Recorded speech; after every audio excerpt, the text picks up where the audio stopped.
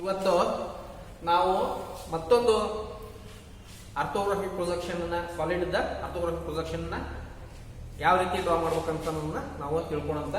ನಾವು ಲಾಸ್ಟ್ ಕ್ಲಾಸ್ನಾಗ ಏನ್ ಮಾಡಿದ್ವಿ, orthographic projection of rectangular prism ನ ಡ್ರಾ ಮಾಡಿದ್ವಿ. ಸೊ ಇವತ್ತೇನ್ ಮಾಡೋಣ ಅಂದ್ರೆ ಸಿಲಿಂಡರ್ ಆರ್ಥೋಗ್ರಾಫಿಕ್ ಪ್ರೊಜೆಕ್ಷನ್ ಡ್ರಾ ಮಾಡೋಣ. ಸಿಲಿಂಡರ್ ಆರ್ಥೋಗ್ರಾಫಿಕ್ ಪ್ರೊಜೆಕ್ಷನ್ ಡ್ರಾ ಮಾಡೋಕ್ಕಿಂತ ಮುಂಚೆ ಸೊ ಸಿಲಿಂಡರ್ ಐಸೋಮೆಟ್ರಿಕ್ ಪ್ರೊಜೆಕ್ಷನ್ ಯಾವ ರೀತಿ ಡ್ರಾ ಮಾಡ್ಬೇಕು ಅನ್ನೋದನ್ನ ಫಸ್ಟ್ ಡ್ರಾ ಮಾಡ್ಕೊಳ್ಳೋಣ. ಫಸ್ಟ್ ಒಂದು ಹಿಂಗ ಬೇಸ್ ಲೈನ್, ಇದಕ್ಕೆ ಒಂದು ಪ್ಯಾರಲಲ್ ಲೈನ್, ನೆಕ್ಸ್ಟ್ ಒಂದು vertical Axis, next 30 degree Axis ಹಿಂಗ ರೈಟ್ ಸೈಡ್, 30 ಡಿಗ್ರಿ ಆಕ್ಸಿಸ್ ಹಿಂಗ ಲೆಫ್ಟ್ ಸೈಡ್.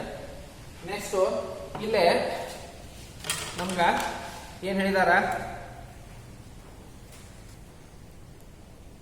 ನೆಕ್ಸ್ಟ್ ನಮ್ಗೆ ಇಲ್ಲಿ ಏನ್ ಹೇಳಿದಾರ ಅಂದ್ರ ಈ ಬೇಸ್ ಡಯಾಮೀಟರ್ 30 mm ಇರೋದ್ರಿಂದ ಸೊ ಏನ್ ಮಾಡ್ಬೇಕು, ಈ ಹಾರಿಜಾಂಟಲ್ ಸಾರಿ ಇನ್ಕ್ಲೈನ್ ಲೈನ್ ಮೇಲೆ ಏನ್ ಮಾಡ್ಬೇಕು 30 mm ಗೆ ಕಟ್ ಮಾಡ್ಬೇಕು. ಆಮೇಲೆ ಸೆಂಟರ್ ಪಾಯಿಂಟ್ ಕಟ್ ಮಾಡ್ತಾರೆ. ಇಲ್ಲಿನೂ ಈ ಡೈರೆಕ್ಷನ್ ಒಳಗೂ ಏನ್ ಮಾಡ್ಬೇಕು, ಒಂದು 30 mm ಆಮೇಲೆ ಸೆಂಟರ್ ಆಕ್ಸಿಸ್ ಕಟ್ ಮಾಡ್ಬೇಕು. ಈ 30 mm ಕಟ್ ಮಾಡಿದ್ವಲ್ಲ, ಫ್ರಮ್ ದಿಸ್ ಪಾಯಿಂಟ್ ಈ 45 ಡಿಗ್ರಿ ಸ್ಕ್ವೇರ್ ನ ಬೇಸ್ ಸೆಟ್ ಮಾಡಿ ಫ್ರಮ್ ದಿಸ್ ಪಾಯಿಂಟ್ ಏನ್ ಮಾಡ್ಬೇಕಾಗತ್ತಂದ್ರ ಒಂದ್ ಹಿಂಗ ವರ್ಟಿಕಲ್ ಲೈನ್,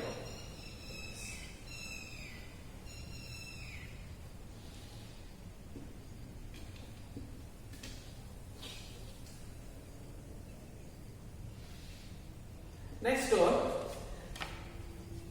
ಈ ಲೈನ್ ಏನಿದೆಯಲ್ಲ ಇದನ್ನ 60 mm ಗೆ ಕಟ್ ಮಾಡೋದು. ದಿಸ್ ಒನ್ ಐತಲ್ಲ, ಈ ಮೂರನ್ನು ನಾವು 60 mm ಕಟ್ ಮಾಡಿದ್ರೆ ಲೈಕ್ ದಿಸ್.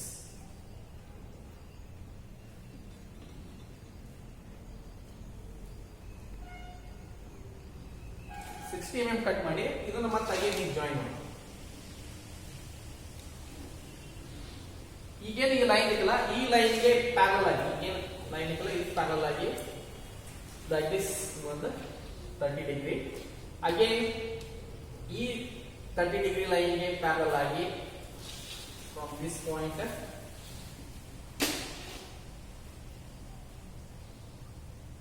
ಏನ್ ಮಾಡೋಣ, ಒಂದ ಇದು ಯಾವ ರೀತಿ ಕಾಣುತ್ತಂದ್ರ isometric drawing of square pyramid type. Next ಅದೇ ರೀತಿ ಇಲ್ಲಿ ಕೆಳಗಡೆ ಈ ಒಂದು ಫ್ರಮ್ ದಿಸ್ ಪಾಯಿಂಟ್ ಈ ಪಾಯಿಂಟ್ ಇಂದಲೂ ಒಂದು ಹಿಂಗ ಥಿನ್ ಆಗಿ 30 ಡಿಗ್ರಿ, ಅಗೇನ್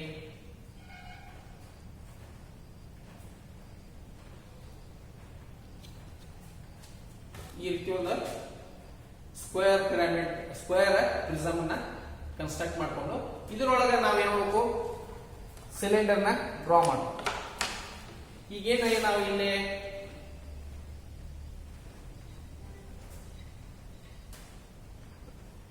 ಇದ ಲೆಂತ್ ಐತಿಲ್ಲ, ಇದರ ಸೆಂಟರ್ ಪಾಯಿಂಟ್ ಮಾರ್ಕ್ ಮಾಡಿವಿ. ಅದೇ ರೀತಿ ಇದರ ಸೆಂಟರ್ ಪಾಯಿಂಟ್ ಮಾರ್ಕ್ ಮಾಡಿ ಈ ಸ್ಕ್ವೇರ್ ಒಳಗೂ ಈ ರೀತಿ ನಾವು ಸೆಂಟರ್ ಪಾಯಿಂಟ್ ನ ಮಾರ್ಕ್ ಮಾಡಬೇಕು. ಇದನ್ನ ಯಾಕೆ ಮಾರ್ಕ್ ಮಾಡ್ಕೋಬೇಕಂದ್ರೆ ನಾವು ಐಸೋಮೆಟ್ರಿಕ್ ಸಿಲಿಂಡರ್ ಕನ್ಸ್ಟ್ರಕ್ಷನ್ ಮಾಡೋ ಸಲುವಾಗಿ ಈ ರೀತಿ ಮಾರ್ಕ್ ಮಾಡ್ಕೋಬೇಕು. ನೆಕ್ಸ್ಟ್ ಈ ಲಾಂಗರ್ ಡಯಾಗ್ನಲ್ ಇದನ್ನ ಸೇರಿಸೋದು. ಇದು ಶಾರ್ಟರ್ ಡಯಾಗ್ನಲ್. ಈ ಶಾರ್ಟರ್ ಡಯಾಗ್ನಲ್ ಕಾರ್ನರ್ ನ ಈ ಇದಕ್ಕೆ ಅಪೋಸಿಟ್ ಸೈಡ್ ಅಂದ್ರೆ this one and this one ಇದರ ಮಿಡ್ ಪಾಯಿಂಟ್ ಗೆ ಸೇರಿಸೋದು ಲೈಕ್ ದಿಸ್. ಏನ್ ನಾವು ಮಾರ್ಕ್ ಮಾಡಿವಲ್ಲ these are the mid point of the ಇವೇನ್ ಮಾರ್ಕ್ ಮಾಡಿವಲ್ಲ ಇವು mid point of this side. ಈ ಸೈಡ್ ಮಿಡ್ ಪಾಯಿಂಟ್ ಇರುತ್ತೆ, ಇದಕ್ಕೆ ಲೈಕ್ ದಿಸ್ ನಮಗೆ ಸೇರಿಸೋದು. ಅದೇ ರೀತಿ ಇಲ್ಲಿನೂ ನಾವು ಏನ್ ಮಾಡಬೇಕು, ಈ ಶಾರ್ಟರ್ ಡಯಾಗ್ನಲ್ ಕಾರ್ನರ್ ನ ಅಪೋಸಿಟ್ ಸೈಡ್ ಮಿಡ್ ಪಾಯಿಂಟ್ ಗೆ ಥಿನ್ ಆಗಿ ಸೇರಿಸೋದು.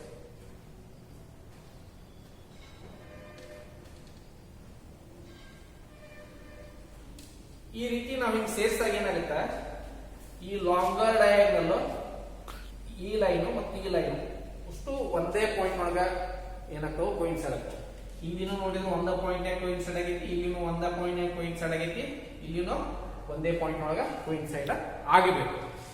ಅದು ಒಂದೇ ಪಾಯಿಂಟ್ ಕೋಇನ್ಸೈಡ್ ಆದ್ರೆ ಏನಾಗ್ತದ ಸರಿ ಐತಿ ಅಂತಂದು ಕರೆಕ್ಟ್ ಐತಿ ಅಂತಂದ ಮೀನಿಂಗ್. ನೆಕ್ಸ್ಟ್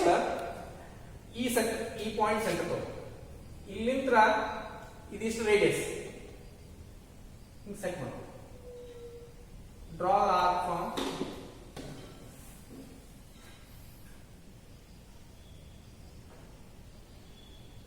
ಲೈಕ್ ದಿಸ್, ಇಲ್ಲಿಂತ್ರ ಇಲ್ಲಿವರೆಗೆ ಆಗ್ತದೆ. ಅದೇ ರೀತಿ ಫ್ರಮ್ ದಿಸ್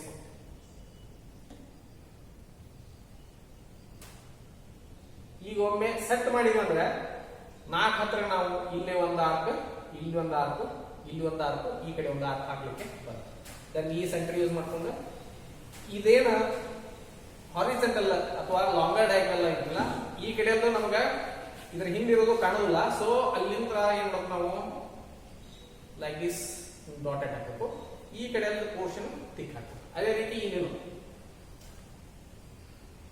ಇಲ್ಲೇ dotted up to the horizontal line, ಆ ಕಡೆ ನೆಕ್ಸ್ಟ್ ಈ ಕಡೆ thick. Next this point centre ತಗೋ, ಇದು ಸೆಂಟರ್ ತಗೊಂಡು ಇದಿಷ್ಟು radius from this point to this point radius ತಗೊಂಡು ಇಲ್ಲೇ ಆರ್ಕ್ ಹಾಕಬೇಕು. ಇಲ್ಲೇ ಆರ್ಕ್ ಇನ್ನೇನ್ ಮಾಡಬೇಕು ನಾವು ಡಾಟೆಡ್ ಆಗಿ ಹಾಕಬೇಕು ಲೈಕ್ ದಿಸ್. ಯಾಕೆ ಡಾಟೆಡ್ ಹಾಕ್ಬೇಕಂದ್ರೆ ಅದು ಹಿಂದಿರುತ್ತೆ ಎಡ್ಜ್ ಕಾಣೋದಿಲ್ಲ, ಅದಕ್ಕೆ ಅದನ್ನ ಡಾಟೆಡ್ ಹಾಕಬೇಕು. ನೆಕ್ಸ್ಟ್ ಇದನ್ನ ಸೆಂಟರ್ ತಗೊಂಡು this point taken is centre and draw the arc from this point to this point, ಇಲ್ಲಿಂದ ಇಲ್ಲಿ ಆರ್ಕ್. ಅದೇ ರೀತಿ ಸೇಮ್ ರೇಡಿಯಸ್ ಇಲ್ಲಿ ಸೆಂಟರ್ ತಗೊಂಡು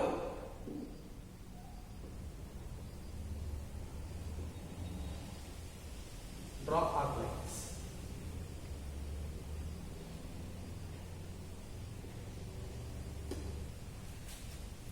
ನೆಕ್ಸ್ಟ್ ಈ ಪಾಯಿಂಟ್ ಇಂದ ಈ ಪಾಯಿಂಟ್ಗೆ ತಿಕ್.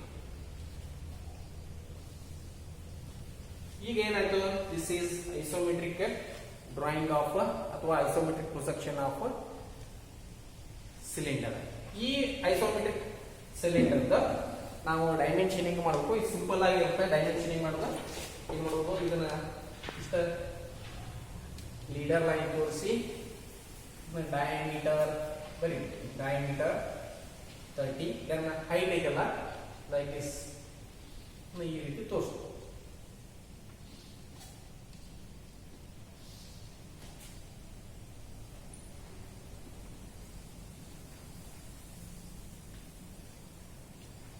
ಈಗ ಇದನ್ನ ತೋರಿಸೋದಾದ್ಮೇಲೆ ಇವೇನು ಎಕ್ಸ್ಟ್ರಾ ಲೈನ್ ಅಂದ್ರೆ ಕನ್ಸ್ಟ್ರಕ್ಷನ್ ಲೈನ್ ಇರ್ತದೆ, ಇವನ್ನೆಲ್ಲವನ್ನು ಎರೇಸ್ ಮಾಡ್ಕೋಬೇಕು. ಹೀಗೆ ಇದು ಏನಾಯ್ತು, ಐಸೋಮೆಟ್ರಿಕ್ ಡ್ರಾಯಿಂಗ್ ಆಫ್ ಸಿಲಿಂಡರ್ ಮುಗಿತು.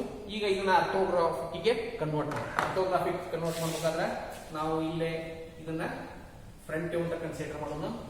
This is side view, this one is top, ಇದು ಫ್ರಂಟ್, ದೆನ್ ಇದು ಸೈಡ್. ಸೊ ಇದನ್ನ ಆರ್ಥೋಗ್ರಾಫಿಕ್ಗೆ ಕನ್ವರ್ಟ್ ಮಾಡೋಣ. ಸ್ಟಾರ್ಟ್. ನಾವಿಲ್ಲಿ ಆರ್ಥೋಗ್ರಾಫಿಕ್ ಡ್ರಾ ಮಾಡ್ಬೇಕಾದಾಗ ಈಗ X Y and X dash Y dash ಈಗ ಕ್ವಾಡ್ರೆಂಟ್ ಅಥವಾ ಎಕ್ಸಸ್ ಹಾಕೋಬೇಕು. ಇಲ್ಲೇ ಫ್ರಂಟ್ ವ್ಯೂ ಎಲ್ಲಿ ಬರ್ತಾ, ಟಾಪ್ ವ್ಯೂ ಎಲ್ಲಿ ಬರ್ತಾ, ಸೈಡ್ ವ್ಯೂ ಎಲ್ಲಿ ಬರ್ತಾ ಅನ್ನೋದನ್ನ ನಾವು ಫಸ್ಟ್ ಡಿಸೈಡ್. ಇಲ್ಲೇ ನಮಗೆ ಕೊಟ್ಟಿದ್ದು front view from left side ಅಂತ ಹೇಳೋಣ, side view from right side ಅಂತ ಹೇಳೋಣ. ಟಾಪ್ ವ್ಯೂ ಯಾವಾಗಲೂ ಥರ್ಡ್ ಆಂಗಲ್ ನಮಗೆ ಫ್ರಂಟಿನ ಮೇಲ್ಗಡೆಯಿಂದ ಬರುತ್ತೆ. ಸೊ ಏನ್ ಮಾಡ್ಬೇಕು, ಇಲ್ಲೇ ಇದೇನು ಆಕ್ಸಿಸ್ ಅದಲ್ಲ, ಈ ಆಕ್ಸಿಸ್ಗೆ ಪ್ಯಾರಲಲ್ ಆಗಿ ಲೈಕ್ ದಿಸ್ ಡ್ರಾ ಮಾಡ್ಕೋಬೇಕು. ಇವು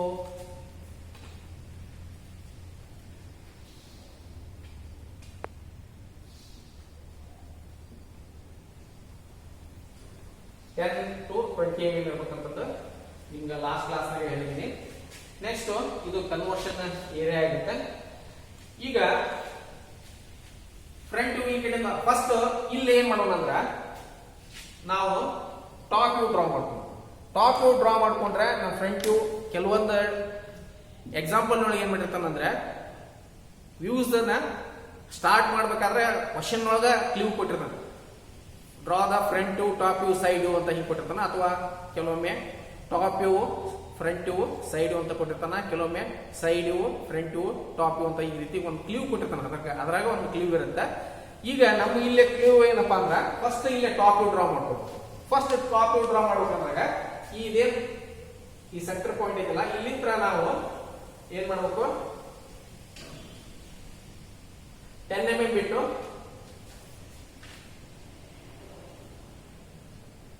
ಇಲ್ಲಿಂದ 30 mm ಮಾರ್ಕ್ ಮಾಡಿಕೊಂಡು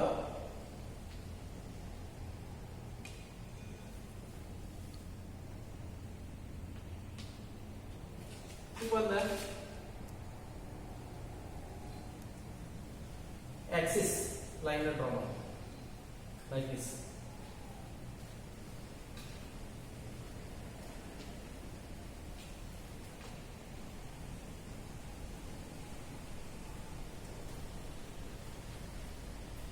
Next 15 mm radius ತಗೋಬೇಕು. 15 mm radius ತಗೊಂಡು ಇದೇನ್ ಪಾಯಿಂಟ್ ಇದಲ್ಲ ಇಲ್ಲಿಂದ 15 mm ಹಿಂಗ್ ಕಟ್ ಮಾಡ್ಕೋಬೇಕು. ಇಲ್ಲೇ ಇದು ಸೆಂಟರ್ ಸಿಗುತ್ತೆ, ಈ ಸೆಂಟರ್ ತಗೊಂಡು ಈ through the centre 15 mm radius ತಗೊಂಡು ಲೈಕ್ ದಿಸ್ ಒಂದು ಸರ್ಕಲ್ ಹಾಕಬೇಕು. This is the top view. ಈ ಟಾಪ್ ವ್ಯೂ ಲಿಂದ ಏನ್ ಮಾಡಬೇಕು, ನಾವು ಫ್ರಂಟ್ ವ್ಯೂಗೆ ಪ್ರೊಜೆಕ್ಟ್ ಮಾಡಬೇಕು ಲೈಕ್ ದಿಸ್. ಈಗೇನ ಈ ಆಕ್ಸಿಸ್ ಇದೆಲ್ಲ ಇದಕ್ಕೆ ಪ್ಯಾರಲಲ್ ಆಗಿ ಈ ಲೈನ್ಗೆ ಪ್ಯಾರಲಲ್ ಆಗಿ ಫ್ರಮ್ ದಿಸ್ ಪಾಯಿಂಟ್ ಹಿಂಗೊಂದು ಹಿಂಗೆ ಪ್ರೊಜೆಕ್ಟ್ ಮಾಡಬೇಕು.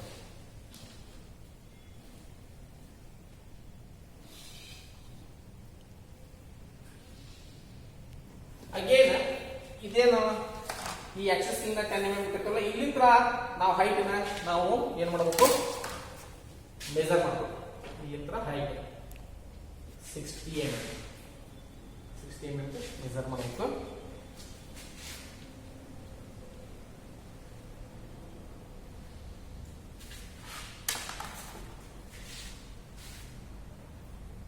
ಇದು 60 mm. This one is a sorry the 30. ಈ ಹೈಟ್ ಇದೆಯಲ್ಲ ಹೈಟ್ ಇದು 60.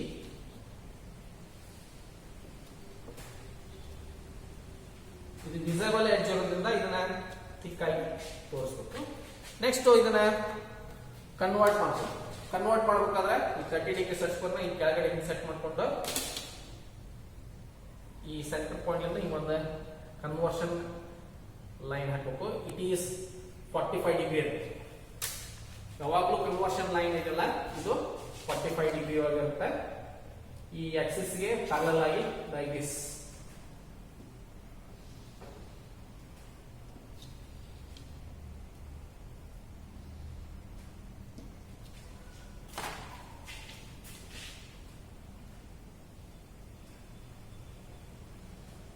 ಲೈನ್ ಅಲ್ಲಿ ಸೆಟ್ ಆಗುತ್ತೆ. ಅಲ್ಲಿಂದ ಮತ್ತೆ ಹಿಂಗೆ ಡೌನ್ ಮಾಡಬೇಕು.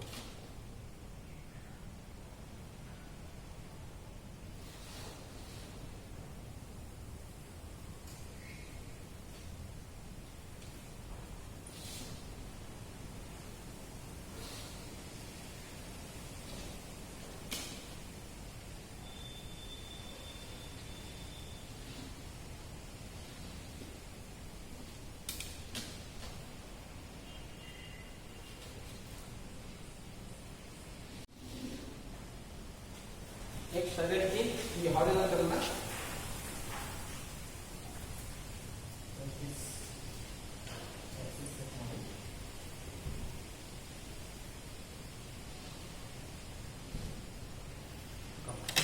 ಈ ಸೈಡ್ ಇಂದ ನೋಡಿದಾಗ ಈ ಸಿಲಿಂಡರ್ ಐತಲ್ಲ ಇದು ಸಹ ಇನ್ನ ರೆಕ್ಟಾಂಗ್ಯುಲರ್ ಶೇಪ್ ಒಳಗೆ ಕಾಣುತ್ತೆ.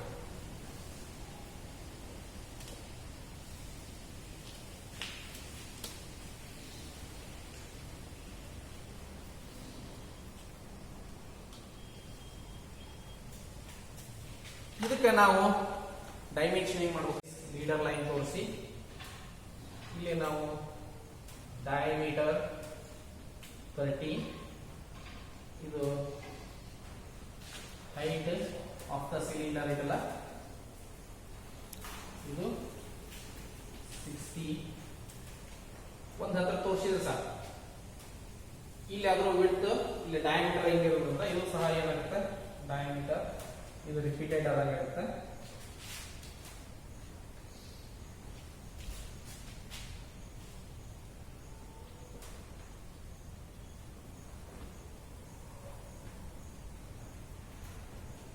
ಇದ್ರ ಕೆಳಗಡೆ ನಾವು ಏನ್ ಮಾಡಬೇಕು, front view, top view, side. ಈಗ ಇದು ಫ್ರಂಟ್ ವ್ಯೂ ನೋಡಿದಾಗ ಹಿಂಗೆ ರೆಕ್ಟಾಂಗ್ಯುಲರ್ ಕಾಣುತ್ತೆ ಸಿಲಿಂಡರ್, ಮೇಲಿಂದ ನೋಡಿದಾಗ ಹಿಂಗೆ ಸರ್ಕಲ್ ಟೈಪ್ ಕಾಣುತ್ತೆ, ಸೈಡ್ ಇಂದ ನೋಡಿದಾಗ ನಮ್ಗೆ ಈ ರೀತಿ ಕಾಣುತ್ತೆ. ಇಲ್ಲೇ ಬರೀಬೇಕು ನಾವು ಕೆಳಗಡೆ.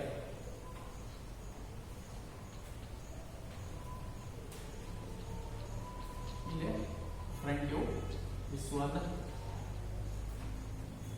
side ಸಾರಿ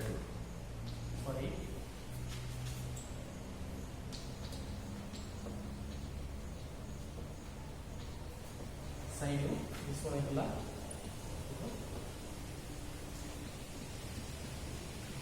ಟಾಪ್. ಈ ರೀತಿ ನಾವು ಫ್ರಂಟ್ ಟಾಪ್ ಸೈಡ್ ಬರೀಬೇಕು. ಇದಿಷ್ಟೆಲ್ಲ ಬರೆಯೋದಾದ್ಮೇಲೆ ನಾವು ಇದನ್ನ ಯಾವ ಸ್ಕೇಲ್ಗೆ ಡ್ರಾ ಮಾಡಿ ಅನ್ನೋದನ್ನ ಇಲ್ಲಿ ಮೆನ್ಷನ್ ಮಾಡಬೇಕು, ಸ್ಕೇಲು. ಆಮೇಲೆ ಇಲ್ಲಿ ಪ್ರೊಜೆಕ್ಷನ್ ಸಿಸ್ಟಮ್ ಯಾವುದು, ಥರ್ಡ್ ಆಂಗಲ್ ಮಾಡಿದ್ವಿ, third angle projection system symbol ಹಾಕಬೇಕು. ನೋಟ್ ಆಲ್ ಡೈಮೆನ್ಷನ್ಸ್ ಆರ್ ಇನ್ ಮೆಮ್ ಅಂತ ಇದು ಮಸ್ಟ್ ಅನ್ಸುತ್ತೆ.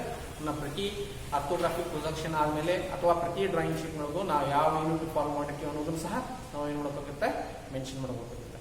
ಇಲ್ಲಿಗೆ ಏನಾದ್ರು ಈ ಆರ್ಥೋಗ್ರಾಫಿಕ್ ಪ್ರೊಜೆಕ್ಷನ್ ಆಫ್ ಸಿಲಿಂಡರ್ ಯಾವ ರೀತಿ ಡ್ರಾ ಮಾಡ್ಕೊಂಡ್ವಿ ಅನ್ನೋದನ್ನ ನಾವು ತಿಳ್ಕೊಂಡ್ವಿ.